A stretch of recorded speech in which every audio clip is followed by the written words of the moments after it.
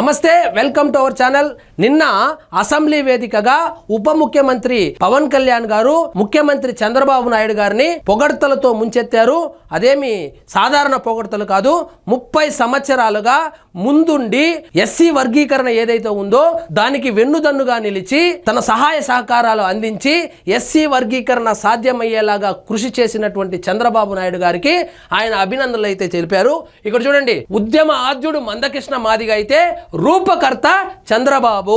So Chandrababu Naidu గారు 30 సంవత్సరాలుగా ఈ ఎస్సీ వర్గీకరణ కోసం మందకృష్ణ మాదిగ పోరాడుతుంటే ఈయన అండదండలు అందించి కేంద్రం దృష్టికి తీసుకెళ్లి ప్రధానమంత్రులను కలిసి 30 సంవత్సరాలుగా అలుపెరుగని పోరాటం చేస్తే ఈ ఎస్సీ వర్గీకరణ జరిగింది. కాబట్టి మనం ఈ సభ సాక్షిగా ఆయన్ని అభినందించాలని చెప్పారు. ఫలప్రదాత మాత్రం మోడీ.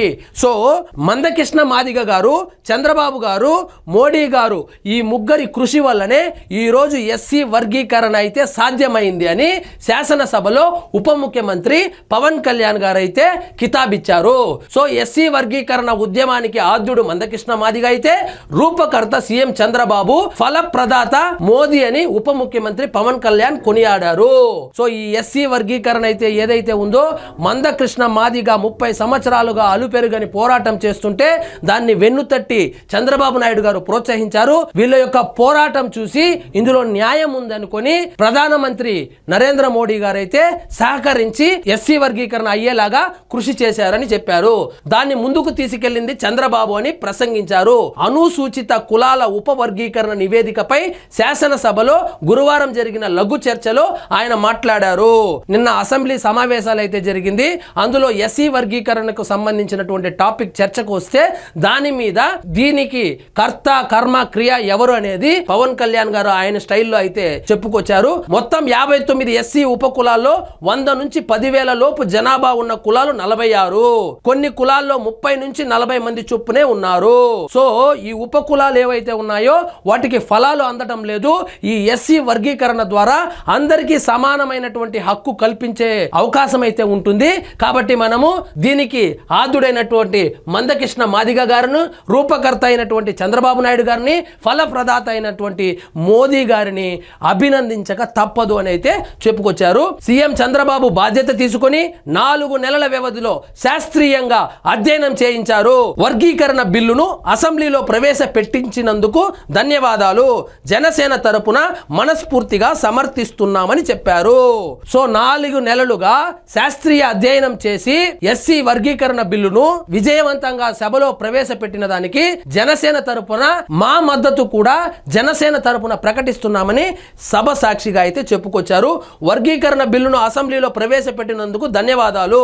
జనసేన తరపున మనస్ఫూర్తిగా సమర్థిస్తున్నాం అని చెప్పారు. రెల్లి కులస్తులు అత్యధికంగా 1.30 లక్షల మందికి పైగా ఉన్నారు. కొన్ని జిల్లాల్లో వారి సంఖ్య ఎక్కువ. జిల్లా యూనిట్ గా అయినా వారికి న్యాయం చేయాలి. బేడ, బుడగ, జంగాలకు తాము ఏ కేటగిరీలోకి ఆ ఘనత చంద్రబాబుదే. మాదిగ కులానికి ఆత్మగౌరవ నినాదం తెచ్చిన మందకృష్ణ మాదిగకు ధన్యవాదాలు. నేను మాదిగను అని చెప్పగలిగిన ఆయన గుండె ధైర్యాన్ని అభినందిస్తున్నాను. మామూలుగా రెడ్డి రెడ్డి అని వెనకాల తోక పెట్టుకుంటాడు, నాయుడు నాయుడు అని తోక పెట్టుకుంటాడు, చౌదరి చౌదరిని తోక పెట్టుకుంటాడు. కానీ అణగారిన వర్గాలైనటువంటి మాదిగ సామాజిక వర్గానికి చెందినప్పటికీ మందకృష్ణ గారు మందకృష్ణ మాదిగ అని కూడా పెట్టుకోవచ్చు, పెట్టుకోండి, ఇది మన ఆత్మగౌరవ సమస్య అని చెప్పి ముందుకొచ్చి ఆయన పేరును మందకృష్ణ మాదిగ అని మార్చుకొని అపోహ ఏదైతే ఉందో ఆయన అయితే పోగొట్టడానికి కృషి చేశారు. ఆయన్ని మనం అభినందించాలని చెప్తున్నారు. ఉమ్మడి రాష్ట్రంలో వర్గీకరణను అమలు చేసిన ఘనత చంద్రబాబుకు దక్కుతుంది. ఇది ప్రధాన దృష్టికి వెళ్ళిందంటే దానికి నాంది మన రాష్ట్రమే అని పవన్ కళ్యాణ్ చెప్పారు.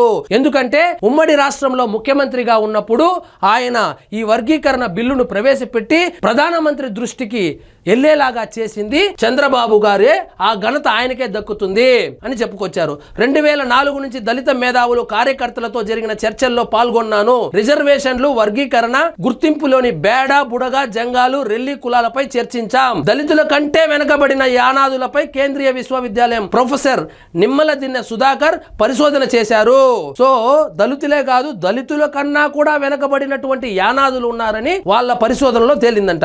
ఏపీలో మాల, తెలంగాణలో మాదిగ వర్గాలు అధికం, అందరికీ వర్గీకరణ ఫలాలు అందాలనేదే చంద్రబాబు ఆధ్వర్యంలోని ఎన్డీఏ ప్రభుత్వ లక్ష్యం అని చెప్పారు. సో ఈ విధంగా ఎస్సీ వర్గీకరణ బిల్లు ఏదైతే ఉందో దానికి ఉద్యమ ఆద్యుడు మందకృష్ణ మాదిగ గారు అయితే, రూపకర్త చంద్రబాబు నాయుడు గారు, ఫలప్రదాత అయితే శ్రీ నరేంద్ర మోడీ గారని అసెంబ్లీ సాక్షిగా ఆయన అభినందనలు, కృతజ్ఞతలు కూడా తెలియజేయడం జరిగింది.